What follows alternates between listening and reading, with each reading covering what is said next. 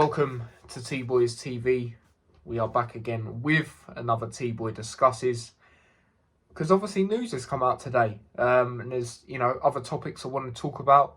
So obviously we'll get into them. 3 topics I'm going to be talking about today.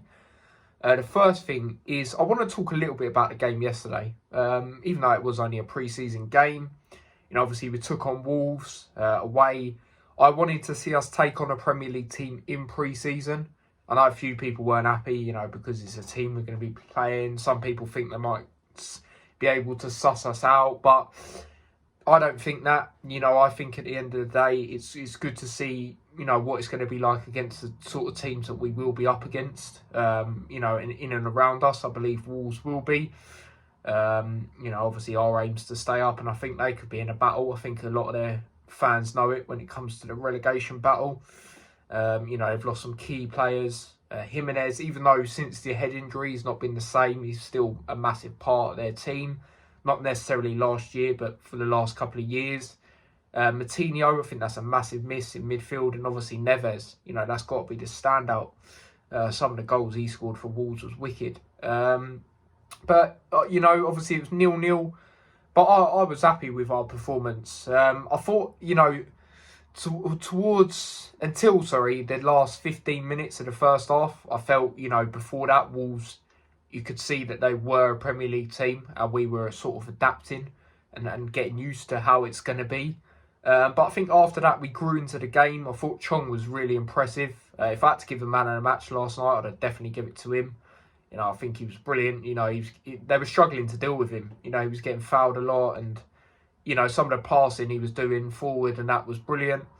I knew when he would come in, you would see his quality anyway. Hence why he was at Manchester United. Granted he didn't play that much, but still they had him, on their books. Sorry, he's just really impressed me so far. Even the game before that, Sheffield Wednesday, he looked very good in that game. To be fair, other than that cross as well, he looked very good against Ipswich. Granted these teams are not, Premier League teams. Obviously obviously Wolves are, but the other two, it still looked very good. And as long as your consistency's there, and sometimes pre-season it's all about, looking good and doing well and looking like the manager, might pick you and play well, so he might pick you, sort of thing. So yeah, he was definitely my man of the match. He was absolutely brilliant. And we scored 3 goals, but obviously none of them counted. The goal where Giles crossed it into Elijah, that was unlucky. That was unlucky. Giles, I know his crossing's wicked anyway. You saw it at Middlesbrough last season, but he looked good. Cabore's looked good recently as well. All the new signings look good. Anderson's looked very composed. And yeah, it was, it was a good performance. It was a good performance, and it looks decent. It looks decent going into the new season. Obviously, we got 2 more pre-season games on Saturday. Obviously, we're playing the same team, but obviously it'll be a rotated lineups in both, and chop and change sort of thing. 2 different lineups. But unbeaten, and hopefully we can continue that on to Saturday, and then obviously going into the new season, have a little bit of confidence going into the season, which I think we will anyway, because a lot of people are underestimating us, saying we'll finish worse off than Derby and just nonsense like that, which I don't agree with, because we're on an upward trajectory. Derby at them times, they was on a downward, trajectory. So yeah, that's how I see it. But let me know what you thought about the 0-0 Wolves game. Who was your man of the match? Like I said, for me personally, it was Chong. I just felt, they were struggling to deal with him. The passes he was doing forward was brilliant. And you can see he's a quality player. So, yeah, that's that upon that. But moving on to the next thing. Obviously, we have signed a player today. For me, it was always going to be announced today, especially with an agreement and all that. Usually when you see an agreement the day before with Luton, especially in this transfer window, the signing usually happens the day after. And that is Thomas Kaminsky has been captured. We've finally got someone who's put on the pair of gloves For Luton, obviously, we were in desperate need of a keeper. We've got one, and it is Thomas Kaminsky from Blackburn. I'll read a bit about it, and then I'll say my thoughts like I usually do. Excuse me. A three-time European top-flight title winner who won Player of the Year in his first season in England has signed for the Hatters. His name is Thomas Kaminsky, and the experienced goalkeeper has joined for an undisclosed fee from Championship side Blackburn Rovers. Excuse me. The 30-year-old Belgium arrives in time to travel to Germany for this weekend's friendly with Bochum, I think that's how you say their name, and becomes the 7th new arrival at Kenilworth Road this summer. A happy town boss, Rob Edwards, said it's an area which is one of, if not the most important areas on the pitch, and a lot of work has been done to get the deal and that goalkeeper's position over the line. He's a great person and he's a really good proactive goalkeeper, which at this level you're going to need. He's sharp, he makes good saves and is alert on one-on-one situations. Thomas not only brings us a very proactive level of goalkeeping, but he's also an international footballer with Belgium, so he brings that level of experience too. Our new goalkeeper, Kaminsky, this is what he said on his interview that's come out today. I'm delighted to be here and looking forward to the opportunity. The Premier League is the best league in the world. To play in the Premier League is a dream for every footballer, and it's unbelievable to be here. Knowing Luton's story and playing against them, it's a well-organised team. You can see the togetherness on the pitch. I spoke many times to Amari Bell, who was my teammate at Blackburn, and he called it home, so gave me a great feeling about the club. And then a bit about his story, we'll get into that. He began his career in the youth ranks in his native Belgium, but his first taste of first-team football came with Germinal Beerschot. Apologies if I absolutely butcher these names. In the top flight, making 38 appearances before one season at OH11 in 2011 to 12. In 2012, the goalkeeper joined Belgium giants Anderlecht, but loan moves to Cyprus and then to FC Copenhagen followed, with the latter switch saw him part of the squad that won the Danish League and Cup double in 2015 to 16. With Anderlecht, he was part of the Purples and White squad that won 2 Belgian League titles in 2013 and 14 and 3 Super Cups in a row between 2012 and 2014. And he also made his debut in the Champions League in 2013 to 14.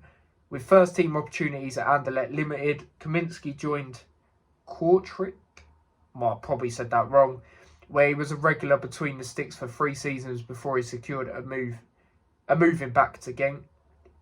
Thomas enjoyed 2 seasons with Genk, finishing runners-up to Champions Club Brugge in 2019-20, a season in which he featured in their Europa League campaign where they reached the knockout stages. Those performances did not go unnoticed by scouts in the UK, and in 2020 Kaminsky arrived at Ewood Park, where he quickly became a fan's favourite and was named Player of the Year at the end of his debut season as Rovers finished 15th. The following 2 seasons saw Thomas help Blackburn to 7th and 8th places, twice narrowly missing out on the playoffs. While he has yet to make a senior cap for Belgium, Kaminsky has a wealth of international experience, having been part of the Belgium senior squad on several occasions, including at Euro 2020. And it just says, we are delighted to have you on board, Thomas. Welcome to Kenilworth Road. So, yeah, very good signing. Good that we've eventually got a goalkeeper. Something I have seen, is he is very good on one-on-one situations. Like Rob Edwards mentioned earlier, we're going to need a keeper to be switched on, especially in the Premier League. Can't afford to do silly mistakes. We've even seen it with keepers we've had in the Championship, where they haven't quite been there. Sluga was a player I really liked, but you could see that he had a mistake in him. The defence wasn't as comfortable with him in goal as well, let's be honest.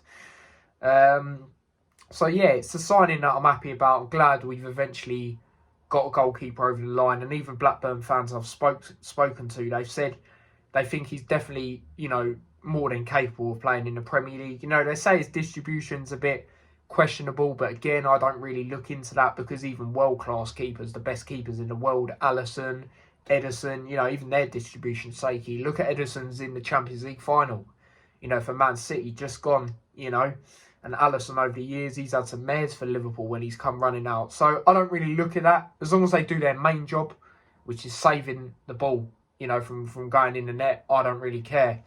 And he seems like he can do that very well, and he makes himself look big, which is massive, when he's in goal. So very happy with the signing, man. Let me know what you guys think of that.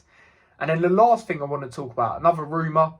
It was flying around a couple of weeks ago. This might potentially happen, but apparently, according to loads of reliable sources, and this one's coming from Team Talk, Samuel Bannister has said about it.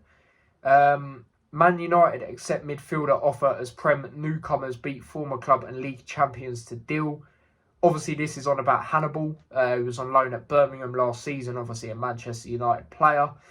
And yeah, I'll read a bit about it, and then obviously I'll say my thoughts. Man United have agreed to send Hannibal on loan to Luton Town for the upcoming season, reports have revealed. Hannibal was on loan in the Championship with Birmingham City last season, but for his next step, Man United want to lift him up to test himself in the Premier League, and it appears he'll be doing so with playoff winners Luton. According to Football Transfers, Man United have accepted the advances of the Premier League newcomers to take Hannibal on loan for the 2023-24 campaign. Since he's into his final year of his contract at Old Trafford, his parent club may have to extend his deal with them first, but his immediate future should lie at Kenilworth Road. It is claimed that Luton have beaten a range of competition in order to the race for him. Among the other clubs they were competing with, Feyenoord, who could have offered him involvement in the Champions League, and Hannibal's own former club, Monaco. Man United bought the then teenager from Monaco in 2019 before he had made his senior debut for the League One outfit. He has since earned 3 Premier League appearances, but found his time in the Championship last term more fruitful. So yeah, that's a bit about it. I'm not really going to go into the rest of it. But obviously at Birmingham last season, he did get a goal and 5 assists, which I think is decent. Obviously he's a midfielder, considering, where Birmingham finished, towards the bottom half of the table. I think that's decent. The goal he did score as well, which was a very good goal, a very smart goal, was a free kick. He caught the keeper off guard against West Brom on a Friday night game. I remember watching it. And he looks like a player that's, gets stuck in, makes some brilliant tackles. He's not afraid to go in for challenges. He's got good range of passing. Obviously we've signed Chong as well. He got on really well with him at Birmingham City. Their link-up play at times was really good. I remember when they played Blackpool. And Hannibal actually played a really nice through ball to Chong, who dinked it over the keeper, posting in. So with Chong coming to Luton, I think we got a good chance of Hannibal now coming out on loan, and Man United have accepted it. It's just whether Hannibal will accept it, but I really think that Chong being at Luton is going to be a massive factor. Premier League football as well. You can't really say no, can you? Unless, whoever else is in the talks with you, that you get more money. We saw that with Begovic, for example. I think that's the reason he went to QPR, to be honest, because, for me, they're not going to really do much in the Championship this season, and I'm sure a lot of you will agree, especially the manager, Ainsworth. I think he's decent, but not for the Championship, mate. So I was very surprised they got him. I know he's a former player, but don't make sense to me. But anyway, that's that. Do you think we will get Hannibal? Let me know. Like I say, I think we will. I think the Chong being at Luton's going to be a massive factor. And it's Premier League football, like I said. It's a massive opportunity. And either way, you'll be going back to United anyway. Obviously after next season, so get a bit of experience under your belt in the Premier League, and then you could turn into what Diallo's been like, where he's going to be a bench player for United. So yeah, that's what I think on it. But yeah, that is where I'm going to wrap this T-Boy Discusses up. So let me know your thoughts on everything I've mentioned. Let me know who was your man in the match against Wolves. Let me know what you think of Kaminsky signing for Luton Town. And let me know what you think about these Hannibal rumours that he is coming to Luton Town. And yeah, don't forget to smash a like on the video if you haven't already. Do subscribe to the channel if you are new as well. Turn on the notification bell. Do subscribe to my other channel as well, T-Boys TV Extra. Turn on the notification bell for that. And if you do want to follow me across any of my socials, obviously links to them are in the description. So yeah, until next time, I will see you lot in a bit. Take care and peace.